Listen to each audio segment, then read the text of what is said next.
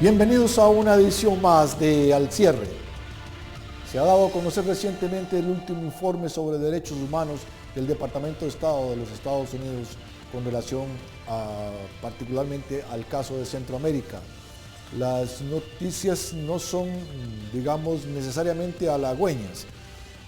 Aparecen en primer términos problemas de corrupción e impunidad como rasgo general en toda la región.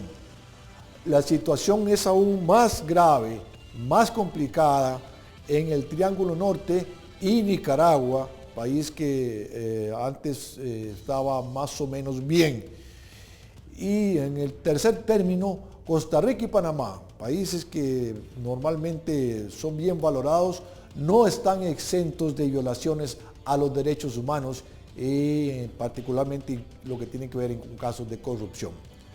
Para analizar sobre este tema, tenemos como invitados a Álvaro Ramos, quien nos acompañará vía Skype, especialista en asuntos de seguridad y terrorismo, y al señor Mario Polanco, don Álvaro Ramos desde Costa Rica, y don Mario Polanco, director del grupo de apoyo mutuo vía telefónica desde Guatemala.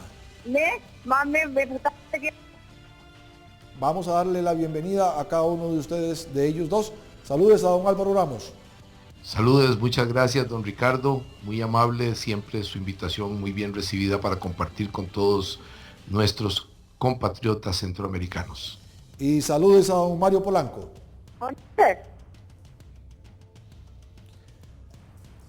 Tal vez empecemos con usted, don Álvaro.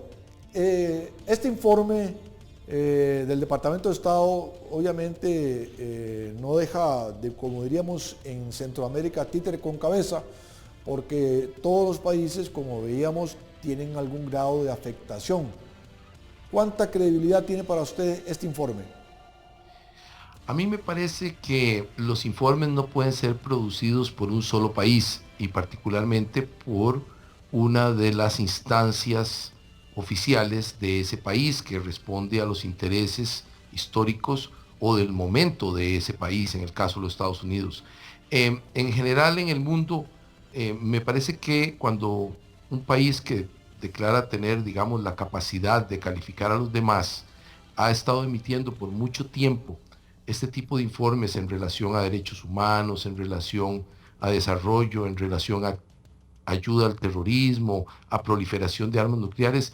Este tipo de informes, aunque son importantes porque establecen parámetros interesantes para estudiarlos y analizarlos, no han tenido ya la credibilidad que tienen en el pasado.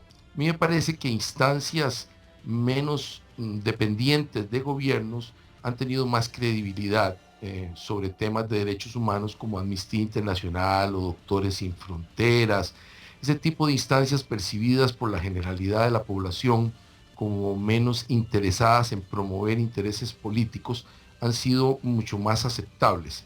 No desdeño que el análisis lo hagan personas calificadas de universidades o de la parte especializada en derechos humanos.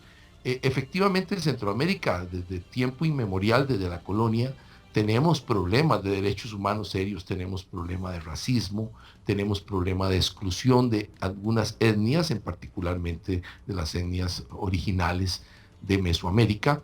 Todo esto es absolutamente cierto, tenemos problemas del trato que tenemos tanto en violencia doméstica como en la calificación y la remuneración en trabajo hacia las mujeres, por decir alguna cosa. En el caso de Costa Rica, podemos con toda claridad aceptar que tenemos un problema serio en el caso de la fertilización in vitro, que hemos estado con problemas de no aceptar las sentencias internacionales. Creo que ahí es un tema que ya debimos haber dilucidado.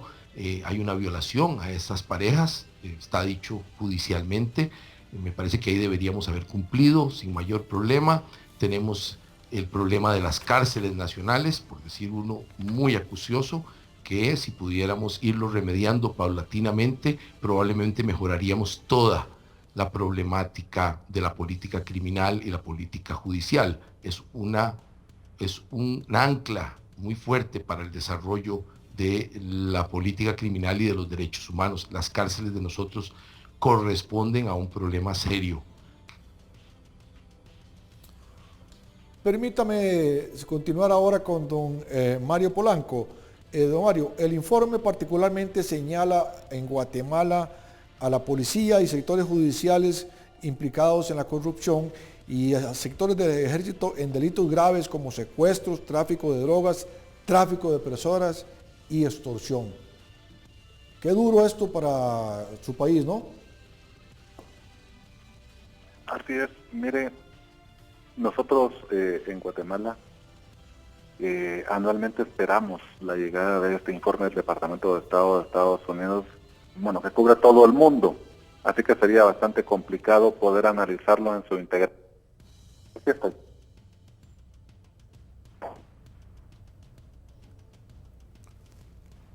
Don Álvaro, hemos tenido algún problema técnico aquí con Guatemala y voy a retomar el asunto con usted. Me llama la atención eso que usted dice con relación a que otros informes de organizaciones como ONGs, como Amnistía Internacional, pudieran tener, si no más validez, por lo menos más neutralidad en cuanto a la aproximación, toda vez que hay quien tiene tal vez el derecho a cuestionarse si no hay aquí un interés político de parte de un país que emite este informe. Sí, porque uno tendría que hacer análisis con toda objetividad de cómo está, digamos, el Estado que emite esos análisis y cuál es la motivación para emitirlos, si se trata de que va a suspender ayudas económicas o técnicas o becas a aquellos países que no sean íntegros o intenten ser íntegros. En esto ser íntegro es muy difícil, pero la intención política,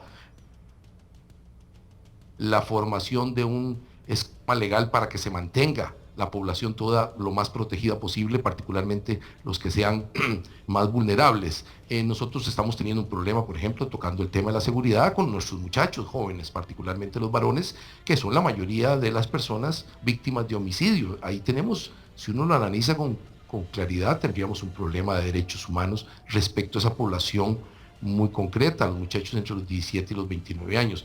Pero en el caso de los Estados Unidos, para decirlo, ya que ellos emitieron el informe, en la última semana han quemado 10 iglesias de tipo de la comunidad negra. Entonces, en Costa Rica, y que yo sepa, en Centroamérica no se ha quemado ninguna iglesia de ninguna comunidad. Eso es un acto muy serio, digámoslo así, muy serio.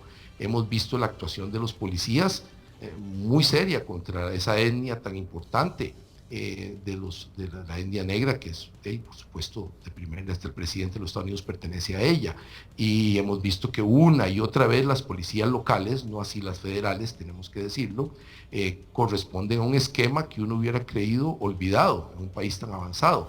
Eso implica una violación clarísima de los derechos humanos de toda la población, porque se siente intimidada toda la población por el color. Y casi que uno pensaría que no metemos la soga en casa del ahorcado.